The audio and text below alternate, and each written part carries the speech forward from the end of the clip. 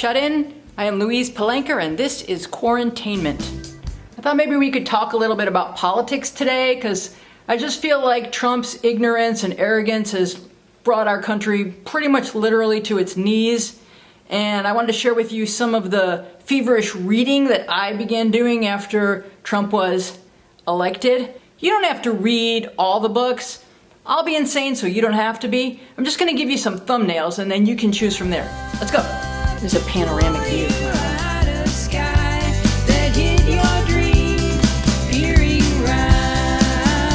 Alright, so I think one of the first books that I read to try to understand what was happening to our country is a book called Hillbilly, Elegy by J.D. Vance, a guy who grew up in Ohio where there's a lot of like low-income white folk who have a lot of rage. And so the book is designed to help us understand what is fueling their discontent and their outrage. So, okay, I learned about the challenges and grievances that grip poor white communities, but it felt like the most important point remained unspoken, which is that it really pissed off underachieving white people when a brilliant, motivated, educated black man became president. Then I read Unbelievable by Katy Tur because it chronicles her coverage of the Trump campaign and the crazy, freaky circus show that she endured as a journalist. It also led to her getting her own show on MSNBC, so yay, Katy, she's awesome. One day this book may be funny, right now it's still just chilling and alarming, but you learn how Katy Tur becomes Katy Tur, which is great. I read Facts and Fears by James Clapper. True confession, I'm a little bit in love with Jim Clapper. Here's a guy who served his country with distinction and honor, and if you are taking notes at home, I will read to you from his Wikipedia page so that you can better understand what sort of individual should be selected by our president as the Director of National Intelligence. James Clapper served as Director of the Defense Intelligence Agency, DIA, from 1992 until 1995. He was the first Director of Defense Intelligence within the Office of the Director of National Intelligence and simultaneously the Undersecretary of Defense for Intelligence. He served as the director of the National Geospatial Intelligence Agency, NGA, from September 2001 until June 2006. This guy has been a soldier his whole entire life. He understands how to protect us. I learned a lot about the overlapping functions of intelligence agencies with acronyms, and I am also very impressed with the way he publicly accepted LGBTQ individuals within his ranks. He's a hero. Fire and Fury was that book by Michael Wolff. He's a guy that was somehow allowed to sit on a couch outside the Oval Office. He took notes, then he wrote a book. Everyone was reading it, so did I. The takeaway being, Trump is an evil lunatic. Then Fear by Bob Woodward came out. This was long awaited. I read everything by Woodward. The takeaway being, Trump's an evil lunatic. Here's one that you guys probably should read if you have not, because it will help you understand Russian culture. It's called Red Notice by Bill Browder. This reads like a thriller. Bill Browder was a businessman making serious bank in Russia after the fall of communism. He figured out how to do that. What he did not anticipate was Putin using Soviet methods to consolidate power and punish perceived enemies, such as an American or British citizen making bank in Russia without cutting in Putin. So Browder is arrested, his lawyer is tortured and murdered. Browder lobbies Congress, and we have the Magnitsky Act, in which Russian sanctions directly target oligarchs. The book helps you understand the history and how Putin may have installed Trump as president to help him with sanction relief. I read House of Trump, House of Putin by Craig Unger. If you are only going to read one book about why our president is an ignorant, arrogant psychopath, read this one. Putin has been grooming Trump for years to be his classic useful idiot. What Happened by Hilary Clinton. I read that one. Election lost by 1,000 cheating cuts. Republicans are ruthless and relentless. They will cozy up to dictators to own the libs and remain in power. Hillary has her flaws, but this election was stolen. And I read, of course, The Plot to Destroy Democracy and The Plot to Hack America by Malcolm Nance. I love Malcolm and everything he says is important, but his books do read like textbooks, and so you should be seriously interested before diving in. Malcolm says everything first. He has been right.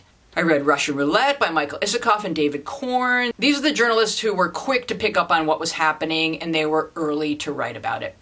So then, reluctantly, I read A Higher Loyalty by Jim Comey. I almost hated him too much to read this, and if you feel the same, I will give you the main takeaway so that you do not have to. As Secretary of State, Hillary Clinton should not have been using a private server. She probably did it because the Clintons have been under attack since she was a governor's wife who was refusing to wear makeup or change her last name.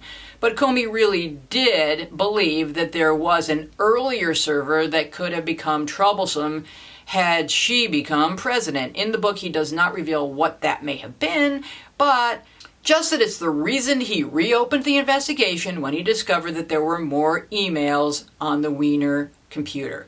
I'm still angry with Jim Comey, but I don't have to hate him, and the truth is complicated stuff. The Threat by Andy McCabe. Here's a guy who gave up a lucrative law career to do something that was more meaningful and purposeful for him. He heroically brought mobsters to justice. He is tremendously proud and passionate about the public service provided by the men and women who serve at the FBI, and it is terrifyingly tragic how Trump has been systematically dismantling our essential institutions and attacking heroes. Crime in Progress by Glenn Simpson and Peter Fritsch. This is the Fusion GPS story. It's fascinating and it overlaps with many of the other books, but it's from the point of view of citizens, not public officials, just citizens who were objectively hired to do Oppo research, first hired by Republicans and then by Democrats. What they uncovered were crimes, and they were unable to get our government to act on what they were learning. Here's a book I read about the Obama administration by a woman who served therein. Her name is Alyssa Mastromonaco, and the book is called Who Thought This Was a Good Idea? At first, I thought it would not be a good idea to read a book about the Obama administration because it would be too painful to read about a healthy, functional administration. But Alyssa Mastromonaco worked in the Obama White House, and she's smart and funny, and throughout her book she offers useful advice to help young people who are pursuing their own careers. What you also see very clearly is what is supposed to happen in a time of crisis. For example, she headed up disaster relief for Hurricane Sandy. The comparisons to what is currently happening are bleak. Read the book, it's a lot of fun. A really important book for every American citizen to read is Dreams from My Father by Barack Obama. If you only read one of the books I'm discussing today, then read this one. You may know and love Barack Obama, but you will know him better after reading about his childhood, his young adulthood, and his journey to understand how to be a black man in America. He was raised by white people. He barely knew his African father. Because of his talent and intellect, many pathways are open to him, but he takes the more difficult routes that would better challenge him and prepare him for a life in leadership. I can also recommend a film that complements this book. It's called Southside With You, and it follows the courtship of the adorable Barack and Michelle Obama. Not a perfect film, but sweet and fun. I read Promise Me Dad by Joe Biden. In it, he documents the overlap of his years in the White House with his son Beau's battle against cancer. You learn a lot more about how much Joe Biden actually knows, his key relationships with world leaders, and his strength of character. You also learn more about Beau, who was the Attorney General of Delaware when he joined the National Guard and was then called up to serve in Iraq. And you learn a bit about Hunter, who was by Beau's side throughout this agonizing period, which left me with a theory. Okay, so Hunter had 3 girls to put through college. His dad was often needed in D.C. Isn't it possible that he took the Burisma position so that he would have the financial stability he needed to be with Beau at those critical moments? It's just a thought. I finished that book just waiting for Joe to announce his candidacy because I knew that this is the guy we need right now. And Promise Me Dad inspired me to go back and find Joe's earlier book, which is called Promises to Keep, and it documents his life all the way up through his years of service in the Senate. There are a lot of folks feeling like no one is passionate about Joe Biden. I am very passionate about Joe Biden. People feel like he's maybe the least common denominator candidate. I vehemently disagree. He is exactly the person needed to pull us back from the brink and take us on a path towards safety, sanity, decency. We need Joe. He's the right guy for this moment. Okay, if you watched in awe as Wisconsin citizens masked up and waited in 6-hour lines to cast their ballot, there's a backstory. Wisconsins have been under siege for decades. Remember Scott Walker? Well, Republicans have been using smear campaigns to take over their state house and shamelessly gerrymander the entire state, packing Democrats into just 4 districts. In 2018, Republicans won 46% of the statewide vote, but 64% of the seats in the state assembly. Their story is beautifully shared in the documentary film Slay the Dragon from directors Barack Goodman and Christopher Durance. It follows citizens groups as they work to end aggressive gerrymandering in Wisconsin.